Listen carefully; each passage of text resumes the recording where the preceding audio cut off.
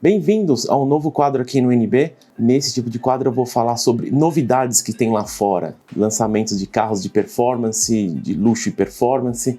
Vai continuar a Cartigo ainda no Amigos por Carros, tá? A ideia aqui nesse quadro, na verdade, é diminuir essa distância, esse gap aí que tem entre o lançamento e até a gente preparar a pauta para ir lá na Cartigo. Às vezes por questão de agenda, ou mesmo na própria Cartigo, não dá para explorar tudo, né? Então aqui a ideia é dar um bate-pronto, vai continuar os outros quadros do NB, tá? O NBcast, os talk-arounds, que é que eu faço os vídeos na rua, né? O momento e o resenha, que eu gravei só um com o Matheus e com o Henrique, mas eventualmente a gente grava a questão das nossas agendas aí que não estão batendo muito. Então, a ideia da frequência, né? Não tem uma frequência desse quadro. Eu vou tentar, o que tiver de lançamento eu comento um vídeo por carro, ou se for pares assim de uma mesma montadora, eu tento falar junto.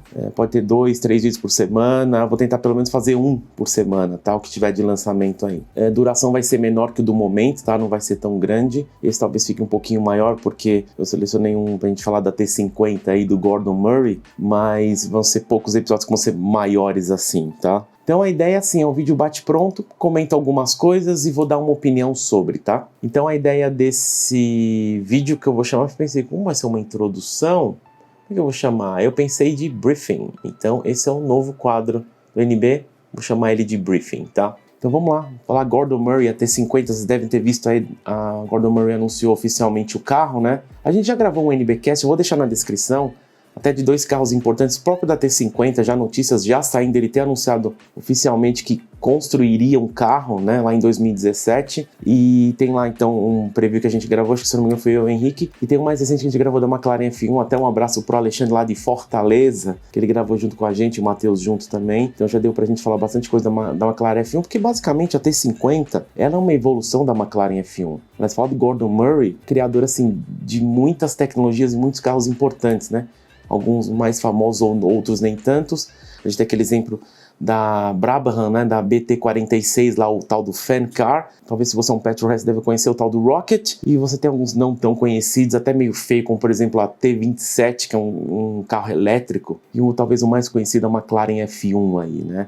Então a ideia do Gordon Murray é vir com a T50, então esse 50 ele já até fala que a questão é dos 50 anos, comemorando tipo 50 anos de design, né? Ele na verdade ele é um engenheiro de desenvolvimento de motor e de chassi, 90% do que ele fez, do que está na McLaren F1 foi ele que fez, então ele até fala que a ideia de criar a T50, ele viu um gap aí, aquele momento que a gente está no motor a combustão, não vou falar que chegando no fim de uma era, a gente está chegando no fim de uma era, mas a gente vai ter um pouco da híbrida ainda até totalmente elétrica, então ele viu, acho que é o momento certo de eu criar um modelo em tudo que a minha criação, que é a McLaren F1, eu consigo arrumar, deixar tudo aperfeiçoado. Talvez até uma questão que é legal que ele comenta assim, que coisa que ele queria fazer na McLaren F1, ele não conseguia porque os materiais da época não permitiam, ou talvez até a questão de política de empresas, né? Ele até fala que na T50 ele não tem aquela questão de ter muitos chefes, ele até imagina assim que ele ficou surpreso que até hoje ninguém criou um carro como a McLaren F1, né? Teve tentativas, ele fala até da Ferrari F50, ou até do Porsche Carrera GT, mas ele falou que são carros que são um pouco grandes, são um pouco pesados, óbvio, comparado com a T50 ou mesmo com a McLaren F1, mas ele falou, acho que o pessoal até tem a receita, o pessoal sabe fazer, mas a burocracia de grandes grupos talvez não permita e acaba não indo para frente, né? Então a ideia dele, a inspiração, a criação do carro, ele levou basicamente em mente, assim, 3 carros como target, né, como destino. Então você vê McLaren F1, própria criação dele, então tudo que ele fez, ele é aquilo que tem que ser melhor, né? Ferrari F40, que falam que é um dos melhores carros para dirigir até hoje, e o Alpine A110, que inclusive ele fala que ele usa no dia a dia, né? Então são carros que têm o feeling, sensação, tudo que ele fala que é um driver's car. Você simplesmente montar no carro e dirigir, não tem compromisso em questão de conforto. É assim, hoje eu tô com a vontade de dirigir, então você monta no carro e vai. Essa é a ideia, né? É até interessante que essa questão de nenhuma montadora ter construído nada parecido, eu lembro um pouco do Jeremy Clarkson lá no episódio do Top Gear, do 959 da F40, junto com o Richard lá, que o Jeremy fala que ele gostaria que os carros tivessem mais pego, mais a F40. Seria ali a disputa dos 2 carros, né? A ideia, né, do analógico versus o digital, né? Infelizmente, mas é que o mundo é assim, né? As montadoras todas, assim, praticamente, foram mais para o lado pro 959, então tecnologia. Então ele fala que hoje as montadoras estão mais na questão de 0 a 100, 0 a 200, tempo e Northlife. Ele falou, cara, isso aí não me importa. Eu acho que, assim, os carros estão perdendo... O pessoal tá tanto nessa loucura de querer ser o mais rápido que eles esquecem a proposta inicial do carro. Aí ele começa a falar de coisas que ele condena, né? Como tecnologia híbrida, esses câmbios de dupla embreagem, que pode até ser bom, parecer rápido, mas assim, você não sente exatamente o que está acontecendo no carro. Então ele viu até esse gap aí no mercado. Caramba, ninguém está construindo. Até foi engraçado, eu vou falar mais pra frente, mas ele comenta alguma coisa sobre a Speedtail, que é questionado para ele. Eu li muitos vídeos, eu vi muitas reportagens para poder gravar esse vídeo para vocês, então a ideia é passar um resumo, né? E ele fala, quando a McLaren anunciou a Speedtail, ele ficou e viu que era 3 lugares, ele, opa, eu acho que a McLaren está construindo o carro que eu desejaria, uma evolução da McLaren F1. Então ele até falou que comunicou com os engenheiros, que tirou o pé e falou assim, não, calma, eu acho que o nosso projeto não vai para frente, vamos ver o que eles vão fazer aí. Aí ele viu que era uma proposta bem diferente, não era exatamente aquilo que ele tinha em mente, falou, bom, vamos continuar aí, que a ideia, ele falou que é construir o melhor carro de todos os tempos. Então, reforçando mais uma vez, tudo que está errado, ele é engraçado, é muito bacana ver isso de um cara que desenvolveu uma McLaren F1 do próprio projeto dele e falou, não, aquele projeto é uma porcaria, tem muita coisa errada naquele carro. Coisa que burocracia de empresas ou a gente não tinha tecnologia para a época, né? Então são 150 pessoas trabalhando no projeto, já está mais ou menos em 18 meses, né, desde o desenho, tudo que ele queria. O Gordon Murray é um cara que é muito detalhista e ele tem essa questão com peso, parece que é um desafio de vida dele. Então ele tenta, tudo tem que ser pelo menos igual ou melhor que a McLaren F1. Então ele vai, questão de interior, exterior, pneu, tudo fica, cara, o que der para cortar de peso a gente corta, porque a ideia é sensação no volante, eu não quero necessariamente o carro ser mais rápido. Aliás, vai ser um carro mais rápido porque a McLaren F1 ainda é hoje, no momento que estou gravando esse vídeo, 2020, o carro com motor aspirado, eu vou falar motor aspirado, eu vou falar V12, mas acho que motor aspirado mais rápido do planeta, né? Porque os que a gente tem mais rápido é tudo motor sobrealimentado, né? Desde Veyron, Chiron, os Koenigsegg's aí, até as outras montadoras. É até legal que ele falou que ele viu esse gap, ele até falou, eu pensei em fazer muito driver's car porque eu não quero o carro rápido, porque pode vir simplesmente uma empresa americana modificar fortemente, custando 1/5 do projeto e ser mais rápido que o meu carro. Ou então ele até brinca falando pode ser uma empresa como uma Porsche, por exemplo, que cria um modelo e acaba sendo 1 minuto mais rápido que você. Então assim, a ideia, eu achei uma proposta e eu quis desenvolver sobre isso. Então você vê tipo aquela questão de empreendedor, né? O que ele pode melhorar para o mundo, ver um espaço assim, cara, ninguém tá fazendo isso, eu vou fazer, porque aí eu acho que eu posso virar uma lenda. Na verdade ele já é uma lenda, né? Fazer história no ramo automotivo, né? Então algumas coisas do interior assim, por exemplo, ele fala que a proporção do carro é de um Porsche Boxster de um 718, né? Até fala que na verdade esse carro T50 é um pouquinho mais largo e um pouquinho mais curto, é mais ou menos um pouco, ele fala de maneira geral é menor que um 911 992, né? Então ele fala várias questões que você percebe, aliás, você olha no desenho do carro, você percebe muita coisa da McLaren F1, principalmente de perfil, né? De frente eu achei um pouco, eu não gostei muito, acho que uma das únicas coisas que eu não gostei desse carro foi a frente e a traseira, a gente vai entrar nisso, vai já dar uma questão da frente, aqueles faróis meio zoiudão, meio muito grande, achei meio exagerado. Lembra até talvez o Toyota terceira geração do MR2. A gente não tem aquele carro no Brasil, a gente até chegou a ver um rodando na Avenida Europa, mas era com placa do Paraguai, né? E talvez um pouco daquele Mosler, né? Pegou muito, acho que se não me engano até a proporção da McLaren F1 e foi criado o Mosler, acho que era, chama 900T, se eu não estiver enganado, né? Então assim, foi uma coisa, quando eu vi o carro, eu tinha alguma questão melhor, eu falei, putz, cara...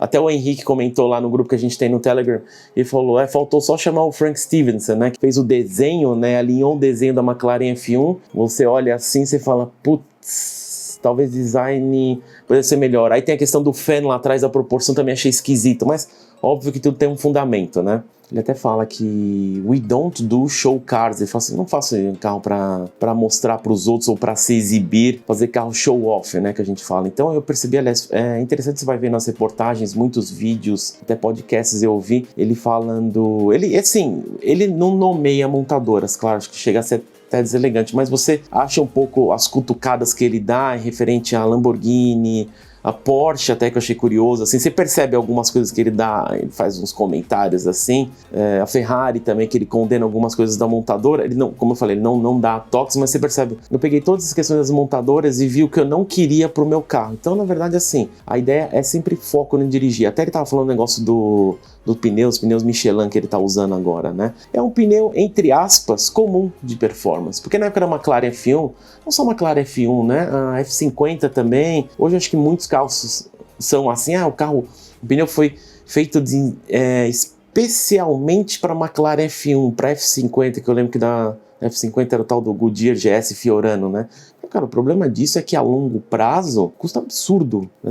Custa dezenas de milhares um conjunto de pneu, e eu não quero, eu quero assim, simplesmente um pneu padrão, coisas que ele falou que tudo que ele achou que ele fez, que ele achou que era da hora, perfeito McLaren F1, ele veio depois e falou, putz, fiz merda, tipo, custos absurdos. Até é engraçado que em alguns vídeos que eu vi ele comenta sobre a McLaren F1 e ele não tem mais o carro, ele tinha, se não me engano, era XP3, né? E ele fala, ficou um carro de custo alto, era algo assim, que eu já estava desenvolvendo uma coisa, achei interessante, óbvio, que, como eu falei, eu tenho toda a McLaren F1 sempre como referência, mas eu falei, é muito caro, muita coisa, dezenas de milhares, até a ideia de criar T50 é exatamente isso, é ter uma nova oportunidade, ver um espaço aí para novos milionários que gostam de dirigir, ter a oportunidade de não gastar, tipo, heranças, coisas absurdas no novo carro, né? Ele até fala lá que ele limitou a produção, tentaram fazer uma espécie de, que a gente brinca de cartel, né, que eu vou comentar mais pra frente, mas ele falou, não, a ideia é, eu quero que os futuros proprietários tenham esse carro com o intuito apenas de dirigir, eu não quero que o cara fique mofando da garagem. Ele até fala que ele entrevista cada proprietário, futuro proprietário do carro, para ver que o cara é um colecionador, ou que, não necessariamente um colecionador, mas é que ele gosta de dirigir. Talvez, acho que o cara que mais representou isso na McLaren F1 seja o Mr. Bean, né, o Rowan Atkinson. Ele usou, acho que deu mais de 40 mil milhas, até uns acidentes aí no meio, mas é legal que você depois vê o depoimento do Rowan Atkinson, que ele realmente dirigia o carro no dia a dia, então é isso que ele busca pro carro dele, né? Então é engraçado até que é perguntado, né? Você vê como uma McLaren F1 Mark II, né? Ele falou, não é um intuito, eu quero simplesmente que ele seja um excelente carro para dirigir. Até ele fala coisas de o compartimento da McLaren que você aperta lá e ele sai, ele tomba pra tua frente. Ele falou, cara, isso é horrível. Só que tem coisas que a gente vai descobrindo a longo prazo. Agora, até é engraçado quando abre as portas e abre os compartimentos, você vê que agora você coloca as malas por cima. E é legal que ele vai falando várias coisas, né? Desde o espaço do interior, que aumentou muito. O espaço do interior para porta-treco é 30 litros. Ele falou, cara, tem muitos SUVs que nem tem isso. E é legal esses espaços na lateral, assim, que você não precisa destravar o carro. Você pode só abrir esse compartimento e colocar suas malas lá. Então você vê que o motor ali, ele é bem pequeno, ele é bem enxuto ali no meio, porque você pensa assim, nossa, esse é um puta motorzão, vai culpar tudo, nada, cara, a ideia dele é exatamente minimalista. O Gordon Murray, na verdade, ele é um designer, de motores, né, e de chassi. Ele até fala que quando começou a desenvolver a T50, como ele é um designer de motores, então ele já começou a desenhar um motor, né, ele estava procurando fornecedores, e ele já estava com foco já na Cosworth, porque ele chegou a trabalhar há muitos anos, né, e ele falou, não, pessoal, é muito bom, aí procurou como o câmbio ser a X-Track, né? Câmbio manual de 6 marchas.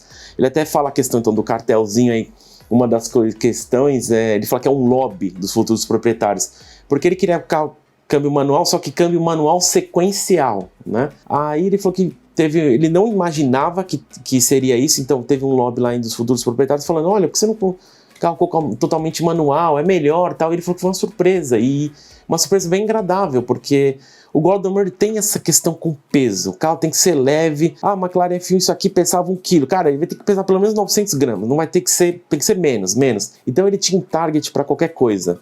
O sistema de som que ele fala que é o tal do Arkham, né? O Arkham, que na McLaren F1 era Kenwood, né? Ele fala que no Arkham lá, ele tem uma quantidade de peso, se eu não me engano, o target foi 6 quilos no máximo, e os caras conseguiram para tipo 4 e alguma coisinha, então assim, 4,35 se eu não me engano. Então até ele fala que é engraçado essa Arkham, que é uma empresa que eles nunca desenvolveram som automotivo, então, mas é uma empresa inglesa, e ele falou, não, fiz questão de ir com os caras para desenvolver, os caras falaram que é possível, eles adoram o desafio. Aliás, grande parte das empresas que estão com o Gordon Murray aceitam, ele falou que gosta de trabalhar com gente que gosta de desafios, vamos tentar o máximo, né? Até ele fala que na época da Kenwood na McLaren, acho que o target, se não me engano, era 8 quilos, os caras conseguiram 8,4. Mas lembra que o som da McLaren F1 tem disqueteira, né? Então ele fala que pra época, ele já pediu algumas coisas insanas, e a surpresa dele foi que as montadoras conseguiam isso. As montadoras, assim, não é exatamente as montadoras, as empresas, os fornecedores, né? Eu quero dizer. E é legal que ele falando algumas coisas, vai entendendo, né? Que ele fala que 90% das empresas, dos fornecedores pra T50 vão ser britânicas. Porque, assim, tem esse negócio do Brexit, né, que é a saída do Reino Unido da União Europeia, surgir novos impostos, esses bloqueios tal de importação, Então ele falou, para não ter uma surpresa no meio da produção aí, que esse negócio do Brexit tá negócio de vai, não vai, a gente falou, não, já está indo. Aí daqui a pouco eu vejo a notícia, não tá mais, não é uma incerteza.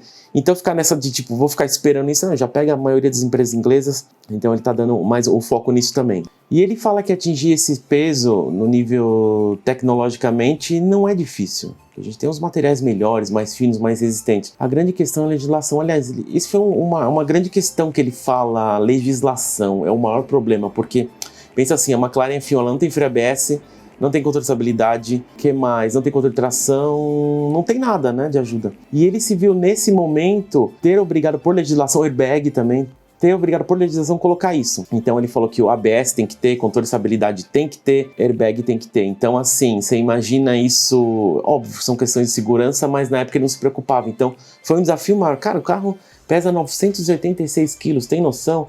E ele fala uma coisa interessante, que esse é aquele peso de carro para showroom. Aí você fala, o que é carro de showroom? É aquele carro que se você realmente está lá no showroom, ele tem todos os fluidos menos o combustível. O combustível é mínimo lá, deve ter o quê? 1, 2 litros no máximo. E ele falou, eu não faço isso. Eu não sou o tipo de cara que tenta... Aí você vê as questões, as cutucadas dos montadores que tentam enganar com dry weight. Ele falou, não. Até se você for contar o dry weight do meu carro, vai ser 953 quilos mais ou menos. Ele dá uma noção lá. Então assim, mas sem contar o combustível, o meu carro de showroom vai ter 986 quilos. Lembrar que o target dele era 1 tonelada, né? Então você vê ele... A gente comenta até no NBcast ele falando da Cosworth, né? O motor V12 aí 3.9, 12.100 RPM, as questões que ele fala, como eu sou engenheiro de motor, então eu coloquei várias coisas para Cosworth, né? Eu quero que o motor pese isso, que ele tenha tanto isso de torque, que ele tenha tanto isso do tamanho dos pistões, quero que ele tenha torque nesse giro em alta, em baixa. Ele foi e colocou alguns padrões. Ele falou, cara, eu coloquei padrões bem difíceis, que até eu estava esperando a Cosworth falar que é muito difícil, teria que alterar o projeto. Mas surpreendentemente os caras conseguiram. Até alguns vídeos que eu vi aí, mas como que eles conseguiram? Ele falou, cara, nem eu sei. E quando a Cosworth foi falando algumas coisas referente ao tal do, chama de RPS, né? Revs per second, que é a velocidade que o motor gira de acordo com o momento que você toca no acelerador de 0 até 12.100 RPM, ele fala que tipo, isso daí atinge em 0,3 segundos. A McLaren, tipo, essa girada, rotações por segundo do motor da McLaren F1 era 10.000 RPMs. Ele falou que a T50 é 28.400. Ele falou, cara, nem eu sei. E é uma vergonha pra mim, ele fala, porque eu não faço ideia o que a Cosworth conseguiu desenvolver isso. Assim, a gente vê que muita coisa ainda não foi aberta sobre o motor. Óbvio, questão industrial, óbvio, tem patente também, mas acredito que ao longo do tempo a gente vai ver, talvez até aquele canal do menino lá do Engineering Explain, ele deva explicar eventualmente. Então você vê isso, que motor girador de uma época de Euro 6, sim, provavelmente vai ter filtro de partículas, mas tem até um vídeo no canal do Gordon Murray, vocês vão ver aí, que tem um motor lá na bancada, que no Instagram ele mostra até 8.000 RPM, mas no dia do lançamento, no canal dele, mostra lá girando até 12.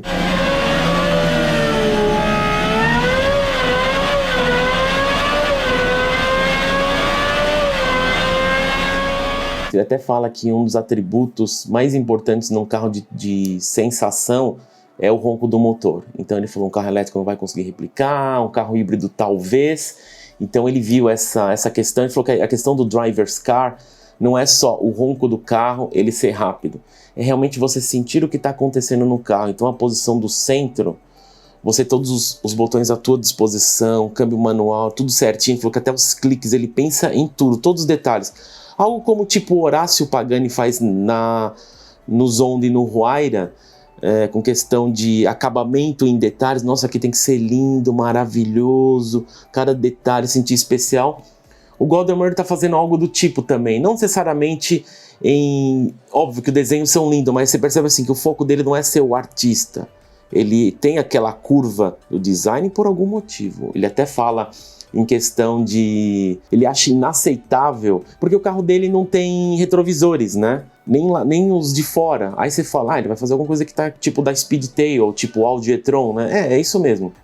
Ele até fala que vão ser 2 LCDs, é meio basicamente igual da Speedtail, né? Mas ele falou, eu acho inaceitável e tinha que ser proibido os carros de performance ter touchscreen. Ele falou que ele detela até detesta a tela touchscreen. Talvez alguma coisa em que a gente vê paralelamente do Steve Jobs quando veio revolucionário. Eu acho que essa ideia do touchscreen eu acho incrível, apesar que ele falou que ele não gosta, mas num carro ele falou, cara, você te desvia a atenção. Imagina você tá com a mão no volante assim, aí você tem que tocar e a tela tá ali, ou aqui mesmo aqui na frente. Ele falou, cara, um carro para você dirigir, você não pode em nenhum momento tirar a mão do volante. Então, ele deixou tudo muito próximo, até a questão daqueles 2 pedais atrás do volante, a gente vai já achar que é câmbio F1, manual automatizado. Não, na verdade ele até fala lá que um é farol, um é luz alta e o outro é buzina, né? E ele colocou as setinhas aqui na frente, aquela referência da Ferrari também, ele tirou aquelas aletas atrás do volante, que ele falava que na época ele já pensava em tirar a McLaren F1, mas ele falou, cara, não, nem sei como fazer. Ele explica alguma coisa também do tal do fan car, que eu já vou falar da turbina, do ventilador lá atrás, que ele falou, não tem nem condição de imaginar isso diferente, porque a McLaren não me deixou tempo. Ele até fala, já falando do motor, que ele deixou o mais leve possível, mas com exceção do topo lá em cima, né, do motor lá, a proteção, que ele falou que poderia ser até mais leve. Ele fez até questão de, na tampa do motor ali, ter um negócio escrito Cosworth V12, tá em laranja, né, se eu não estiver enganado, é magnésio, para as pessoas verem ali e se sentirem especial. Ele falou que podia fazer carbono, mas eu acho que o Driver's Car, tudo tem que ser um toque especial. Então ele abriu mão de algumas coisas, até fala das suspensões push rods, né? Mas tem um fundamento, ele fala, né? A questão da carro em alta velocidade, que ele não gostava da McLaren F1. Acho que eu até comentei alguma coisa no NBcast, que o problema da McLaren F1 em alta, dizem, né? Quando você tá a mais de 250 por hora, o comportamento do carro é meio estranho, não te dá tanta confiança. Eu vi algumas pessoas, acho que o Jeremy Clarkson reclama.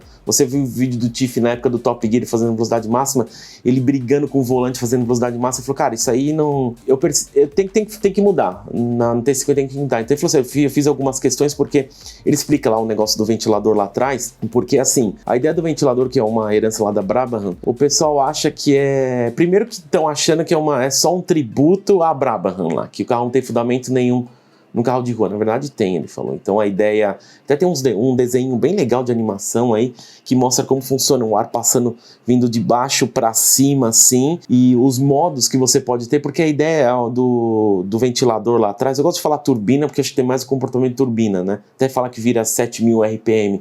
É você tirar o ar de baixo, tirar o efeito solo ali e jogar para trás. E tem umas coisas muito legais nesse negócio do ventilador lá, porque ele fala que quando você está no modo Streamline, aí eu senti a cutucada na McLaren. Fui vendo vários vídeos, como eu falei, em cada vídeo, em cada podcast que eu vi sobre a T50, você vê que você identifica pontos que ele fala em cada montador. Então, esse momento está falando da Ferrari.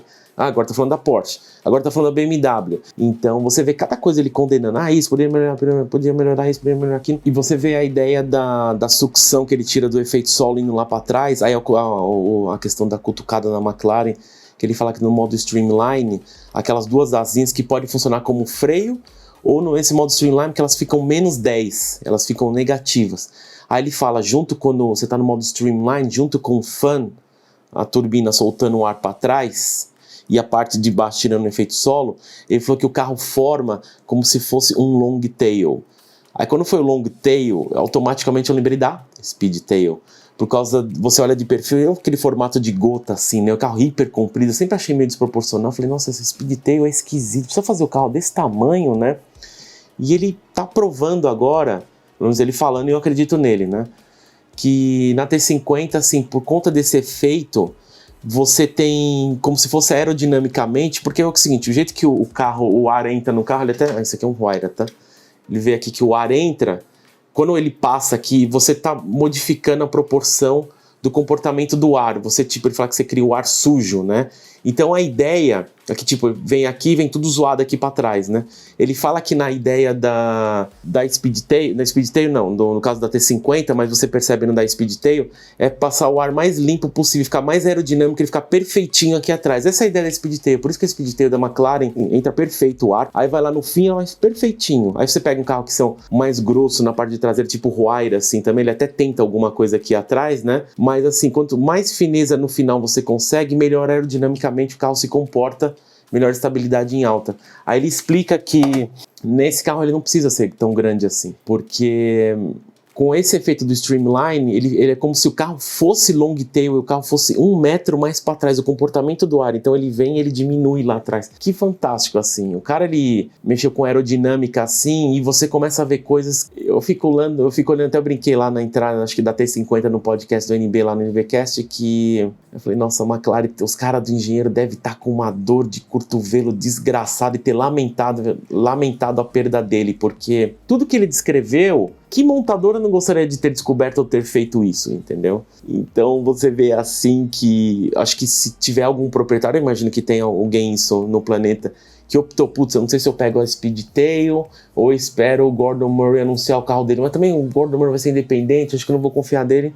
Se o cara optou pela Speedtail, não vou falar que ele fez cagada, claro que não, porque a Speedtail tenho certeza que vai ser um excelente carro, mas sabe quando você olha e você fala,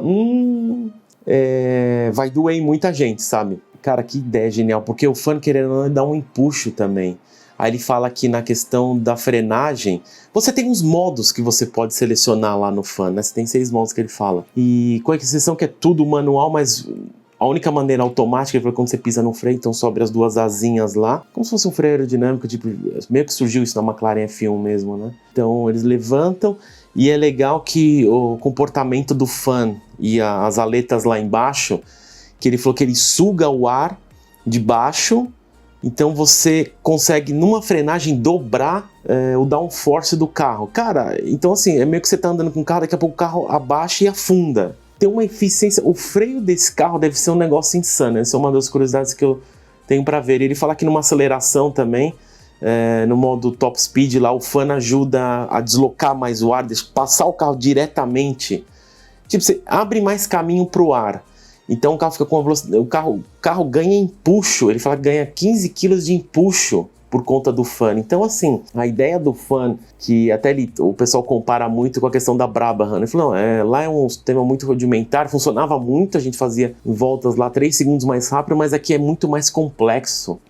Você consegue até ver no computador de bordo assim, as questões de o quanto está sendo sugado, mas ele falou que a ideia é tudo ficar no teu telefone, GPS, tudo, você vai ser uma espécie de espelhamento. Então assim, ele até foi brincado lá, ele não liga muito para números, né, mas ele comenta que se fosse contar referente à estimativa, porque assim, pô, você não tem 0 a 100, você não tem velocidade final, mas beleza, mas e aí? Quanto que o carro chega? Você deve ter alguma estimativa? Ele tá falando, não tem estimativa assim, até porque eu preciso fazer esse escalonamento das marchas, né? Então ele falou, eu tenho uma estimativa lá, ele até falou, acho que é 363, se eu não estiver enganado, a velocidade final do carro, em estimativa, mas ele falou assim, olha, o carro pode chegar a 400, 500 por hora, mas é legal saber que você tem, mas você sabe que ninguém chega nessa velocidade, então a ideia é a sensação atrás do volante. Puta, é muito legal ouvir isso daí, né, cara, porque as pessoas começaram a duvidar, ele falou, as pessoas falaram, não vai ser um carro tão rápido assim, ele tá exagerando e tal. Aí você fala, pô, pensa a relação peso-potência. É melhor que o 918 Spider, é melhor que uma P1, e ele fala, quando eu falo P1, não é só a P1 normal, é P1 GTR e é melhor que a LaFerrari. Olha, é assim, o que eu posso dizer pra vocês é que a gente tá vivendo, você que é um petrolhead, tá em 2020 com saúde aí, a gente tá vivendo uma nova McLaren F1, então acorda, a gente tá vivendo outros tempos, a gente tá vendo um cara indo pra uma direção do estilo da F40, enquanto toda a indústria foi pro 959, eu quero dizer referente a analógico e digital. Então assim, não vou falar toda a indústria, mas talvez até alguns montadores como a Lotus foi mais pro lado da F40, né, mas a Caterham também, mais driver's car, mas não é a questão de low cost, né, baixo custo, mas então assim, o que a gente tá vivendo é que o pessoal acho que não tem noção ainda, acho que é uma ideia até gravar esse vídeo pra vocês por conta disso, porque se tinha um carro pra desbancar a McLaren F1 referente a conjunto, tá, vai ser esse carro, e tem que ser esse carro.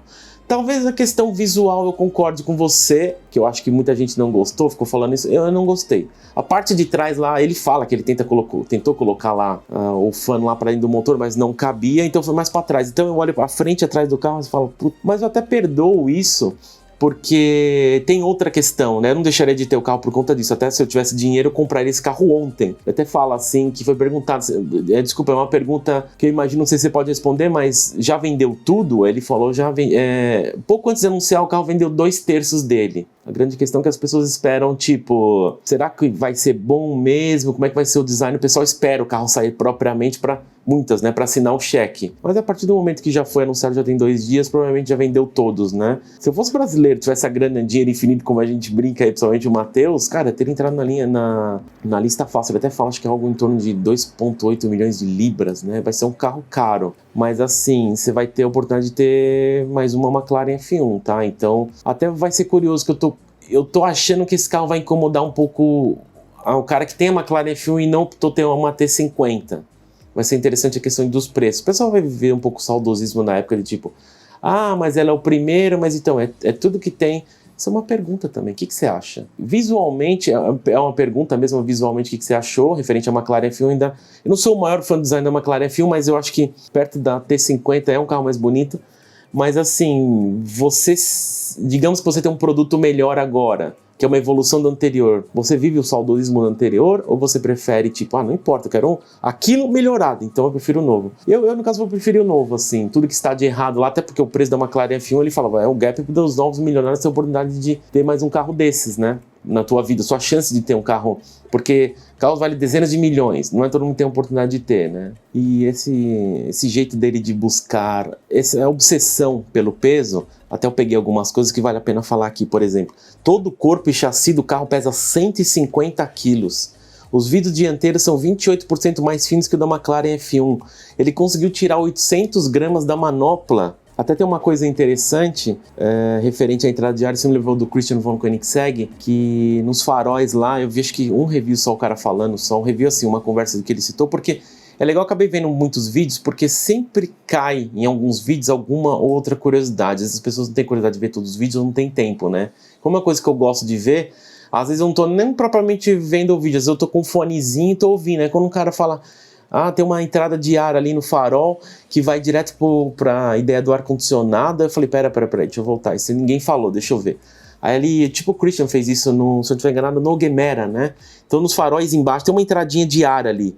É uma solução aerodinâmica. Ele falou que ele não gosta de buraco no meio do carro, tipo a entrada de ar. Já vi que ele não é maior fã das entradas nacas. Ele falou que o que for possível deixar o carro design mais clean possível, ele prefere. Então ele fala que uma das coisas horríveis na McLaren F1, e ele fala isso, fala rubbish, né? É o ar-condicionado, é uma merda. Mas nessa época tinha muitos carros que eram merda mesmo, né? Dizem que a Diablo também é assim, daí pra trás, né? E então ele falou, agora a gente vai ter um ar-condicionado decente no carro. Então tudo que podia melhorar, até dentro do carro, para você entrar e você sentar no motorista que tinha uma espécie de uma barra, uma proteção ali, tirou tudo na T50, cara, tudo soluções. Então assim, tudo que tá naquele carro é uma McLaren F1 melhorada e a gente tem que agradecer por essa oportunidade de ver isso mais uma vez. Cara, são tantos detalhes desse carro que hoje o vídeo já está muito grande. E produção, números então, né? Ele fala que vão ser 100 unidades, 25 carros para circuito, vai entrar em linha em janeiro de 2022, aí nos próximos meses vai ter testes infinitos. Ele até fala que teve que colocar mais 10 protótipos e 3 carros pré-produção para fazer muitos testes. Até falou que teve em questão do que eu falo que eu brinco o cartão, na verdade é o lobby entre os proprietários em produzir mais carros para diminuir o preço. Ele falou, se eu produzir mais carros, vai ter muita gente que vai ficar em coleções paradas e não vão andar. Ele falou, quero só... Aí, pensei muito num target de 100 unidades. Como ele tem uma espécie de um mailing dos donos da McLaren F1, então ele ofereceu inicialmente para parte daquela galera ali. E ele fala que ele já vem entrevistando alguns proprietários, futuros donos aí da T50, não só para pegar as medidas do carro, mas para o intuito, deixar o carro perfeito, ele pensar junto o dono, as configurações e a melhor maneira para ele aproveitar, né? Então, a minha opinião, a única questão, acho que talvez, que eu vou falar que eu não gostei, é muito ousado falar isso, mas que eu não gostei mesmo foi o design mesmo da frente e da traseira. A traseira a gente entende por causa do fan. Eu ia falar, ele podia tentar colocar lá dentro, mas o carro seria comprido, talvez perderia o propósito. Mas assim, se ele chegou naquele desenho somente atrás lá, não tem nem o que falar, né? É estranho mesmo. Eu acho meio bizarro, aliás, se você olha as proporções assim, é igualzinho da McLaren F1, não tem nem o que falar. E a frente é só a questão dos faróis lá, eu entendo o que ele falou, ficar meio zoiudão lá, mas paciência, né? Acho que é minha única crítica. Se você gostou desse vídeo, dá um like, inscreva-se no canal e faça um comentário aí, o que você achou? Achou da hora? Achou tranqueira? A tranqueira não deve achar, talvez você não tenha gostado do design, como eu, assim, mas eu entendo a funcionalidade, tá? E se você quiser discutir isso comigo, com o pessoal do grupo lá do NB, seja membro, tem um botãozinho ali na direita, que você sendo membro, eu te adiciono lá no nosso grupo do Telegram e a gente bate um papo sobre a T50 ou qualquer outro carro, ok? E é isso. Até!